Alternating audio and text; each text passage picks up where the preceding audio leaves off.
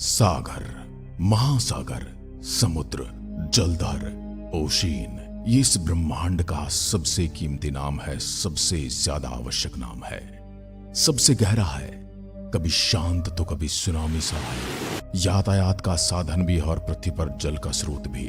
समुद्र जहां है वहां जीवन है। इसी धारणा को ध्यान में रखकर नासा, इसरो जैसी संस्थाएं इस अनंत ब्रह्मांड में महासागर की खोज कर रहे हैं, क्योंकि महासागर का होना ही जीवन की उम्मीद भी है और सबूत भी। क्या आपने कभी सोचा कि अंतरिक्ष से हमारी पृथ्वी कैसी दिखाई देती है? पृथ्वी को अंतरिक्ष यदि देखा जाए तो ये सुंदर नीले रंग की गेंद जैसी दिखाई देती है, जो अपने अक्ष के चारों ओर घूमती नजर आती है, क्योंकि यहां मौजूद महासागर पृथ्वी की सतह का 70% हिस्सा कवर करते हैं और इसी वजह से ये नीले रंग की दिखाई देती है। और तो और दोस्तों, पृथ्वी पर जीवन भी इन्हीं की देन है। आपको ये जानकर हैरानी होगी कि हमारे सौरमंडल में केवल पृथ्वी एकमात्र ऐसा ग्रह है जो लिक्विड वाटर के लिए जाना जाता है। यह लिक्विड पानी का 97% भाग इन्हीं महासागरों में मौजूद है। ये विशाल महासागर कहां तक फैले हैं, इसका अंतिम छोर अभी तक हमें पता नहीं है। ये कितने गहरे हैं और इनकी गहराई में क्या रहस्य छिपे हैं, ये भी हमें जानने की आवश्यकता है। उससे भी हैरान करने वाली बात तो कि हम केवल इन महासागरों का अभी तक 5% ही जान पाए हैं। केवल इतना हिस्सा एक्सप्लोर कर पाए हैं और उसमें हमारे पास लिमिटेड जानकारी है। अब सोचिए इन महासागरों में और कितने रहस्य छिपे हैं। तो आज हम महासागरों की वो सब बातें जानेंगे जो आपके लिए जानना बेहद जरूरी है। जैसे महासागर यानी कि समुद्रों का निर्माण कैसे हुआ, या आखिर पृथ्वी पर क्यों है, यह हमारे लिए कितने महत्वपूर्ण है, संसार में कितने महासागर हैं और उनकी क्या खास बात है। इन सभी सवालों का जवाब जानने के लिए हम चलते हैं एक अनंत सफर पर, जो समुद्र की गहराई में जाता है और समुद्र की सतह पर भी रेंगता है। बहुत पुराने समय की बात है जब महासागर बनने शुरू हुए थे। उस समय पृथ्वी का पानी गैस की फॉर्म में मौजूद था। जब तक हमारी पृथ्वी की तापमान 212 डिग्री फ़ारेनहाइट से नीचे नहीं आ गया, तब तक पानी गैस ही बना रहा। लगभग 3.8 बिलियन साल पहले जब पृथ्वी ठंडी हुई तो वहां गैसीय पानी अब लिक्विड फॉर्म में बदलने लगा। इस पानी ने बारिश का रूप लिया और उस बारिश ने पृथ्वी की सतह को भर दिया। यह बारिश कोई 1 या 2 दिन की बारिश नहीं थी, ये लाखों साल तक लगातार बरसती रही और यही बेसिन आज के महासागरों का रूप ले चुके हैं। फिर कई सदियों तक लगातार बारिश होती रही और पानी पृथ्वी पर मौजूद बड़े बड़े गड्ढों में जमा होने लगा, जिससे सागर बनने लगे। ग्रेविटी फोर्स ने पानी को पृथ्वी से बाहर जाने से रोक लिया और इसी तरह हम आज महासागरों को देख सकते हैं। ये महासागर इतने विशाल हैं कि इनका पानी दूर तक फैला हुआ दिखाई देता है। जहां तक नजर जाए केवल पानी ही पानी। अब कुछ लोगों के मन में यह सवाल आ सकता है कि हमें पानी की कमी कहां है, जबकि हमारे पास इतना सारा पानी है। पृथ्वी पर 70% यदि पानी है तो फिर पानी की कमी कैसे हो सकती है? असल में पृथ्वी पर उपलब्ध अधिकांश पानी महासागरों में है, जो खारा होता है और पीने के लिए उपयुक्त नहीं होता। ताजे पानी के स्रोत बहुत सीमित हैं और ज्यादातर ताजे पानी ग्लेशियर, आर्कटिक बर्फ और भूजल के रूप में होता है। इसी कारण हमें पानी की कमी का सामना करना पड़ता है। महासागरों और समुद्रों के पानी को पीने के लिए उपयुक्त नहीं माना जा सकता। इसकी खास वजह है इसका खारापन। महासागरों में पानी का खारापन मुख्यतः उन चट्टानों की वजह से होता है जिनसे टकराकर बारिश का पानी महासागरों में समाता है। हालांकि बारिश का पानी थोड़ा एसिडिक होता है, लेकिन महासागरों के खारेपन का बड़ा कारण ये चट्टानें हैं और उसमें मरने वाले वो जीव जंतु हैं जो लगातार जीवन जीते हैं और इसी में मर जाते हैं। हालांकि महासागरों से हमें पीने का पानी नहीं मिल सकता, लेकिन एक महत्वपूर्ण चीज है जो हमें इनसे प्राप्त होती है और वह है ऑक्सीजन। आपको जानकर हैरानी होगी कि हमारे लिए आवश्यक ऑक्सीजन का लगभग 70% महासागरों में मौजूद समुद्री पौधे, विशेषकर समुद्री शैवाल उत्पन्न करते हैं। इसीलिए महासागर हमारे जीवन के लिए महत्वपूर्ण ऑक्सीजन का सबसे बड़ा स्रोत है। यानी ये सिर्फ पानी ही नहीं, सांस लेने के लिए हवा भी देते हैं। साथ ही ये समुद्र की ओशियन पृथ्वी को गर्म बनाने में सहायता करते हैं। यदि पृथ्वी पर आज महासागर नहीं होते तब तक की पृथ्वी एक बर्फ की चट्टान की तरह हमें दिखाई देती है, क्योंकि सागर और महासागर ऐसी वाटर बॉडीज होती हैं जिन्हें अक्सर एक ही समझा जाता है, जबकि असल में सागर तो महासागर का एक छोटा सा हिस्सा है और सारे सागर वहां पाए जाते हैं जहां महासागर और पृथ्वी मिलती है। इस तरह सागर महासागर के किनारे पर पाए जाते हैं और कुछ हद तक जमीन से घिरे होते हैं। 7 सीज की जिस प्रेस का इस्तेमाल एशियंट टाइम में महासागरों के लिए किया जाता था, उसके अनुसार पृथ्वी पर मौजूद 7 महासागर आर्कटिक, उत्तरी अटलांटिक, दक्षिण अटलांटिक, उत्तरी प्रशांत महासागर, दक्षिण प्रशांत महासागर, हिंद महासागर और अटलांटिक महासागर रहे हैं। लेकिन हमारे इन महासागरों को ज्योग्राफिकली केवल 5 माना गया है और वर्तमान समय में पृथ्वी पर मौजूद महासागरों की संख्या 5 ही कही जाती है। ये 5 हैं: पैसिफिक यानी प्रशांत महासागर, अटलांटिक यानी अंध महासागर, इंडियन यानी हिंद महासागर, सदर्न यानी अटलांटिक महासागर और आर्कटिक यानी उत्तरी ध्रुवीय महासागर। ये सभी महासागर एक दूसरे से कनेक्ट करते हैं और इन सभी ओशियन को मिलाकर एक ग्लोबल ओशियन यानी कि वैश्विक महासागर कहा जाता है। कहने का अर्थ यह है कि पृथ्वी पर एक वैश्विक महासागर है जिसके 5 हिस्से ये महासागर हैं, जिनमें सबसे बड़ा प्रशांत महासागर, फिर दूसरे नंबर पर आता है अटलांटिक महासागर, फिर हिंद महासागर, अंटार्कटिक महासागर और आखिर में आता है आर्कटिक महासागर, जो कि सभी समुद्रों और ओशियन में सबसे छोटा कहा जाता है। आइए अब एक एक करके इनके बारे में थोड़ा जान लेते हैं। तो पहले बात करेंगे प्रशांत महासागर की। संसार का सबसे बड़ा और सबसे गहरा महासागर प्रशांत महासागर। इसके पूर्व में उत्तरी अमेरिका और दक्षिण अमेरिका तथा पश्चिम में एशिया और ऑस्ट्रेलिया महाद्वीप स्थित हैं। उत्तर से दक्षिण की ओर ये महासागर आर्कटिक महासागर से अटलांटिक महासागर तक फैला हुआ है। भूमध्य रेखा इस महासागर को उत्तरी और दक्षिणी प्रशांत महासागर में विभाजित करती है। यह महासागर पृथ्वी की सतह का 1/3 से भी अधिक क्षेत्र यानी 30% से ज्यादा एरिया घेरता है। इसकी कुल क्षेत्रफल 165.2 मिलियन वर्ग किलोमीटर है। प्रशांत महासागर का नाम लगभग 750 साल पहले अस्तित्व में आया। यह बाहर से दिखने पर एक शांत महासागर प्रतीत होता है।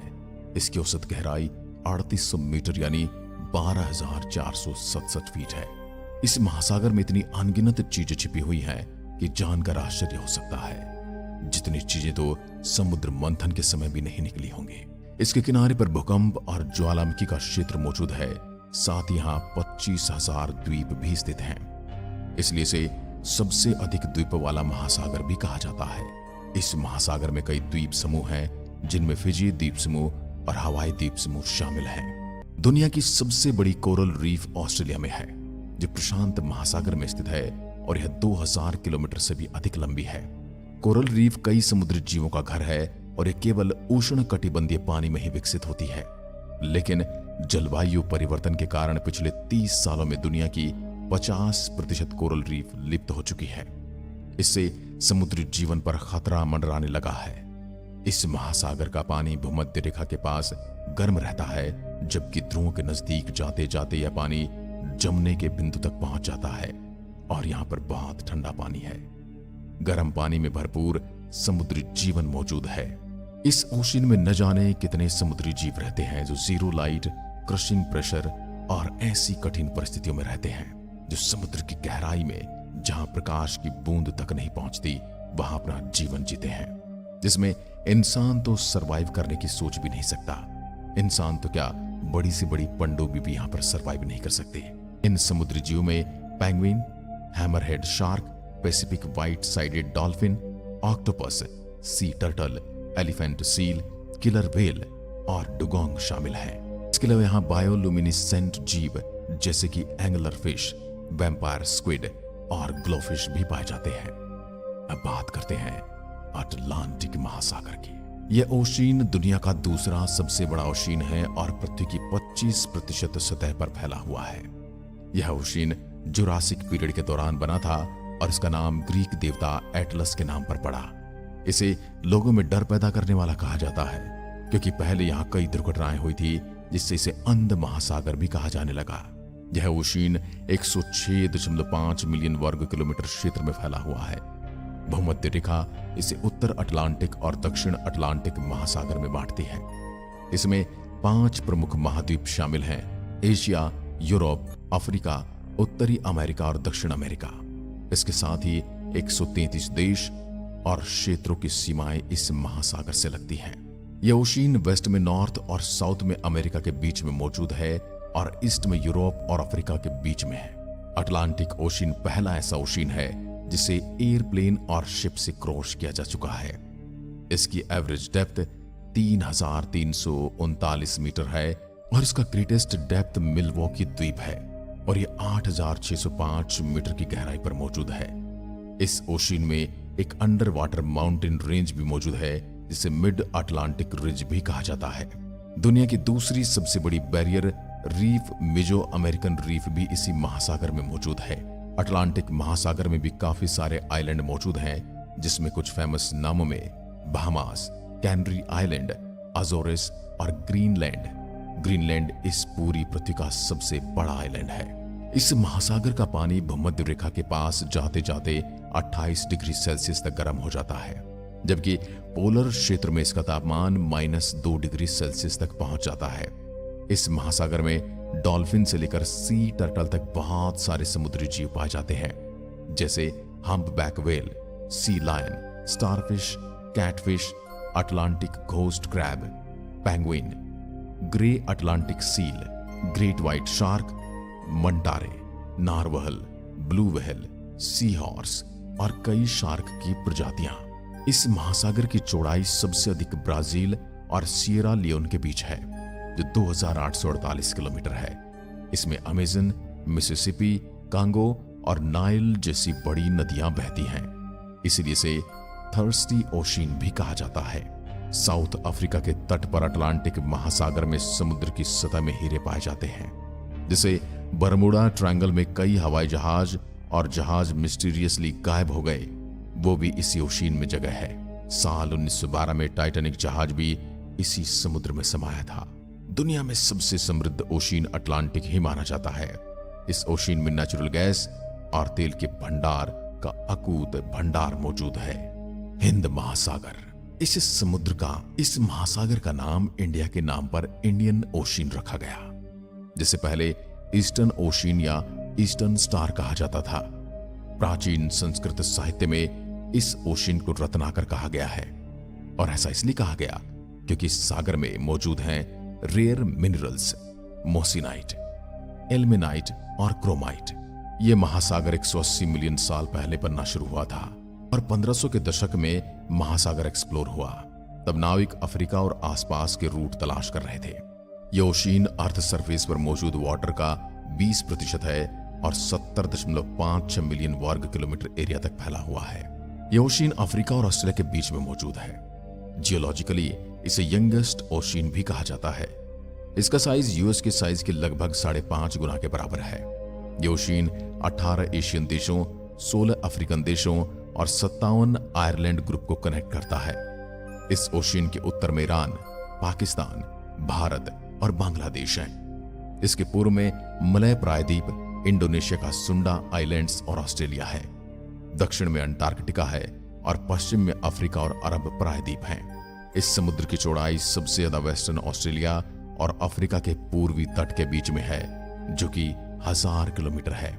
हिंद महासागर में प्रमुख महासागरों के कुछ सीमांत सागर हैं। उत्तर में इंग्लैंड वेस्ट सी और फारस की खाड़ी है। नॉर्थ वेस्ट में अरब सागर, नॉर्थ ईस्ट में अंडमान सागर है। अदन और ओमान की बड़ी खाड़ी इस महासागर के नॉर्थ वेस्ट में है, तो बंगाल की खाड़ी नॉर्थ ईस्ट में मौजूद है। इस समुद्र के कई सारे अंडर वाटर वॉल्केनोज हैं, हालांकि अब एक्टिव नहीं हैं। भूमध्य रेखा के पास तटीय क्षेत्रों में इस समुद्र का तापमान 28 डिग्री सेल्सियस या उससे कहीं ज्यादा पहुंच जाता है। इसलिए बाकी महासागरों की तुलना में यह महासागर समुद्री जीवन के अनुकूल नहीं है, और इतना ज्यादा तापमान होने की वजह से ही यह समुद्र संसार का सबसे गर्म महासागर भी है। इसमें टर्टल, सील और सी काऊ जैसी खतरनाक स्पीसीज पाई जाती हैं। इस ओशियन में ऑक्सीजन की मात्रा सबसे कम पाई जाती है, और यह भी एक कारण है कि इस महासागर में जीवन बहुत कम पाया जाता है। हिंद महासागर की औसत गहराई 12,990 फीट है और इसका सबसे गहरा पौंध जावा ट्रेंच है जो कि 7,500 मीटर गहरा है। सिंधु नदी, गोदावरी, ब्रह्मपुत्र जैसी बड़ी नदियां इस महासागर में समा जाती हैं। इस महासागर के किनारे पर मौजूद कुछ तटीय शहर हैं जिसमें मुंबई, कोलंबो, सिंगापुर, डरबन, साथ ही मुंबई, चेन्नई, कोलकाता, कोलंबो, डरबन, जकार्ता और मेलबर्न जैसी ओशियन के प्रमुख बंदरगाहें हैं। उत्तरी हिंद महासागर ऑयल ट्रांसपोर्ट का सबसे महत्वपूर्ण रूट है क्योंकि यह एशिया को मिडिल ईस्ट की ऑयल रिच कंट्री से जोड़ता है। दुनिया की ऑयल सप्लाई का 40% इसी समुद्र की गहराई से मिलता है और तेल में दुनिया के समुद्री व्यापार का 80% से भी ज्यादा व्यापार इसी समुद्र के जरिए होता है। अन्य 4 महासागरों की तुलना में ये ओशियन जमीन से घिरा हुआ है क्योंकि इसके नॉर्थ में एशिया। हैरान करने वाली बात तो यह है कि हिंद महासागर हर साल 20 सेंटीमीटर तक चौड़ा होता जा रहा है, जिसकी वजह है नॉर्थ पोल और साउथ पोल की बर्फ का पिघलना, जो हमारे लिए एक खतरे का संकेत है। Antarctic ocean. ये ओशियन पृथ्वी के दक्षिण में मौजूद है, इसलिए से दक्षिणी महासागर, दक्षिण ध्रुवीय महासागर जैसे नामों से जाना जाता है। इस ओशियन को पहले महासागरों की गिनती से निकाल दिया गया था, लेकिन अब फिर से इसे लिस्ट में शामिल कर लिया गया है। साल 1953 में इस ओशियन को सागर और महासागरों की सीमा से हटा दिया गया था, जिसके बाद साल 2000 में एक बार फिर महासागरों में आकर मिल गया। इसका पानी अन्य महासागरों से अलग पाया गया था। एक ऐसा ओशियन भी है जो एक महाद्वीप को घेरता है और इसका नाम है अटलांटिका। ये दुनिया के 5 ओशियन में दूसरा सबसे छोटा ओशियन माना जाता है। ये पृथ्वी की सतह का केवल 6% हिस्सा ही कवर करता है। ये महासागर 20.33 मिलियन स्क्वायर किलोमीटर एरिया में फैला हुआ है और इस महासागर की औसत गहराई 4000 मीटर से 5000 मीटर के बीच है। यह ओशियन इतना बर्फीला और ठंडा है कि हर मौसम में यहाँ हिमखंड देखने को मिलता है। साथ ही यहाँ का तापमान -2 डिग्री सेल्सियस से 10 डिग्री सेल्सियस तक चला जाता है। यहाँ का मौसम हमारे गांव शहरों से काफी अलग है क्योंकि यहाँ गर्मियां अक्टूबर से फरवरी तक होती हैं और सर्दियां यहाँ मार्च से सितंबर के बीच। दुनिया की 90% बर्फ अंटार्कटिका में मौजूद है। पृथ्वी का सबसे ठंडा टेम्परेचर भी यहाँ होता है। वैसे इस ओशियन को अभी तक पूरी तरह से एक्सप्लोर नहीं किया गया है, लेकिन वैज्ञानिक कहते हैं कि इस ओशियन के सरफेस पर बहुत से मिनरल्स मौजूद हैं। इसमें ऑयल, गोल्ड, नेचुरल गैस और मैग्नीशियम शामिल है। हर साल यहाँ 50,000 से भी ज्यादा टूरिस्ट आते हैं और यहाँ कई नौका दौड़ भी आयोजित की जाती हैं। अंटार्कटिका ओशियन एक ठंडा समुद्र है। इसके बावजूद इसमें कई मरीन बर्ड्स और एनिमल्स रहते हैं। इसमें दुनिया के सबसे बड़े क्रिएचर भी देखने को मिले। यहाँ कोई भी मानव जाति निवास नहीं कर सकती, लेकिन यहाँ 30 देशों के रिसर्च स्टेशन जरूर बनाए गए हैं, जिसमें 2 इंडिया के रिसर्च स्टेशन शामिल हैं। गर्मियों में इन रिसर्च स्टेशन पर 4000 साइंटिस्ट रहते हैं और सर्दियों में 1000। अंटार्कटिक महासागर ने अंटार्कटिका महाद्वीप को घेरा हुआ है, जिसकी वजह से अंटार्कटिका महाद्वीप पृथ्वी का सबसे ठंडा महाद्वीप है। जहां सबसे कम तापमान मेजर किया गया है वो है -98.6 डिग्री सेल्सियस। न तो कभी बारिश होती है और न कभी बर्फ गिरती है, इसलिए कॉन्टिनेंट सबसे ड्राई कॉन्टिनेंट है। इसी ड्राइनेस की वजह से अंटार्कटिका को दुनिया का सबसे बड़ा डेजर्ट भी कहा जाता है। ये 5.5 मिलियन स्क्वायर माइल्स का एरिया कवर करता है। ये कॉलर डेजर्ट है और आपको जानकर हैरानी हो सकती है कि सहारा रेगिस्तान में इस महाद्वीप की तुलना में ज्यादा बारिश होती है। आखिर में बात करेंगे संसार के 5वें बड़े सागर, उत्तरी ध्रुव महासागर की। यह महासागर 5 महासागरों में सबसे छोटा और सबसे उथल पुथल है। यह उत्तरी ध्रुव के आसपास स्थित है और उत्तरी ध्रुव वास्तव में अंटार्कटिक महासागर के केंद्र में स्थित है। यह महासागर गोलाकार आकार में दिखाई देता है और इसका क्षेत्रफल 6.37 मिलियन वर्ग मील है। यह महासागर पृथ्वी की सतह के 3% से भी कम क्षेत्र को कवर करता है। इसका पानी बाकी 4 महासागरों की तुलना में कम खारा है। इस महासागर का निर्माण लगभग 40 मिलियन साल पहले हुआ था। 9वीं सदी से पहले बहुत ही कम लोगों ने इस क्षेत्र में कदम रखा था। इस महासागर की औसत गहराई 1038 मीटर है, जो इसे अंटार्कटिका महासागर से कम गहरा बनाती है। इसका सबसे गहरा बिंदु लिटके द्वीप है, जो 5450 मीटर की गहराई पर स्थित है। इस महासागर में गहरी खाइयां और कुछ रिज भी हैं, जिनमें सबसे बड़ा रिज लोमोनोसोव रिज है। कनाडा, संयुक्त राज्य अमेरिका, रूस, नॉर्वे, आइसलैंड और ग्रीनलैंड इस महासागर की सीमा पर स्थित हैं। अंटार्कटिक क्षेत्र की बर्फ में दुनिया के ताजा पानी का लगभग 10% है। यह विशाल सफेद जमी हुई बर्फ सूर्य की किरणों को परावर्तित करके इस क्षेत्र को ठंडा बनाए रखने में मदद करती है। यहाँ का तापमान -2 डिग्री सेल्सियस तक रहता है। सर्दियों में बर्फ की मोटी चादर पूरे महासागर को ढक लेती है, जबकि गर्मियों में भी अधिकांश हिस्से में बर्फ बनी रहती है। बर्फ बसंत और गर्मियों में पिघलती है और शरद ऋतु में सर्दियों में फिर से जमा होकर अपने पुराने रूप में आ जाती है। यहाँ सितंबर से मई तक सर्दियां रहती हैं। जब आर्कटिक महासागर की बर्फ पिघलती है तो यह पोषक तत्व और जीवों को पानी में छोड़ देती है, जो शैवाल के विकास को बढ़ावा देते हैं। इस महासागर में कई महत्वपूर्ण पोर्ट हैं, जैसे रूस में मुरमास्क, नॉर्वे में किर्कनस, ग्रीनलैंड में नू और कनाडा में चर्चिल। प्रशांत और अटलांटिक महासागरों के बीच जाने के लिए आइस ब्रेकर या न्यूक्लियर पावर्ड सबमरीन आर्कटिक महासागर के माध्यम से नॉर्थ वेस्ट पासेज का उपयोग कर सकती है। माना जाता है कि लगभग 25% अनडिस्कवर्ड पेट्रोलियम आर्कटिक महासागर में मौजूद है। यहाँ इनुइट, यूपिक, टेलिट और सामी जैसी जातियां भी निवास करती हैं। ये महासागर व्हेल, पोलर बियर और सील्स का घर है। यहाँ मछलियों की कई प्रजातियां पाई जाती हैं, जो दुनिया में कहीं और नहीं मिलती।